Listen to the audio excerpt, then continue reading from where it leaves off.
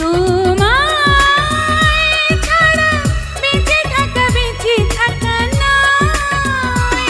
সাহারা ছিলেন ঢাকাই সিনেমার একসময়ের ব্যস্ত নায়িকা। 60টির মতো সিনেমায় অভিনয় করেছেন তিনি। তবে দীর্ঘ 6 বছরের বেশি সময় ধরে তিনি অভিনয় থেকে দূরে। প্রিয়া আমার প্রিয়া ছবির সাকিব খানের এই নায়িকা যে আর অভিনয়ে ফিরবেন না সে কথা আগেই জানিয়েছিলেন তার স্বামী মাহবুবুর রহমান মনির। সিনেমা ছেড়ে দেওয়ার কারণ প্রসঙ্গে চিত্রনায়িকা বলেছিলেন, বর্তমানে স্বামী সংসার এবং ব্যবসার কাজ নিয়ে অনেক ব্যস্ত সময় পার করছি, অন্য কিছু নিয়ে চিন্তা করার সুযোগই নেই। এছাড়াও আমার স্বামী মাহবুবুর রহমান চলচ্চিত্রে অভিনয় একদমই পছন্দ করেন না, তাই তার পছন্দ অপছন্দকে শ্রদ্ধা জানিয়ে অভিনয় থেকে দূরে রয়েছে। ভবিষ্যতেও চলচ্চিত্রে ফেরার আর কোনো পরিকল্পনা নেই। রাজধানীর গুলশান 1 নম্বরে অবস্থিত পুলিশ প্লাজা শপিং মলে সাহারা ফ্যাশন হাউস নামে তার কাপড়ের দোকান রয়েছে। সেখানেই দিনের অধিকাংশ সময় ব্যয় করেন তিনি। এই দুই ব্যস্ততার ভিড়েই হারিয়ে গেছে বহু ভক্তের প্রিয় নায়িকা। তবে আকস্মিকভাবেই সামাজিক মাধ্যম ফেসবুকে সরবর হতে দেখা যায় এই নায়িকাকে।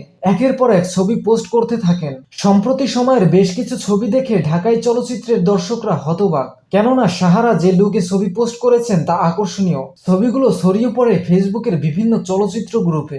সাহারার এমন লুক দেখে নেটিজেনরা বিস্ময় প্রকাশ করেছেন। তবে যাচাই করে দেখা গেছে সাহারার নামে যে ছবিগুলো ছড়ানো হয়েছে তা মোটেও এই অভিনেত্রীর নয়। তাবাসসুম নামের একটি ফেসবুক অ্যাকাউন্ট ও শ্রেতা নামের একটি ইনস্টাগ্রাম অ্যাকাউন্ট থেকে ছবিগুলো পোস্ট করা ছবি থেকে সম্পাদন করে সাহারার মুখ লাগানো হয়েছে।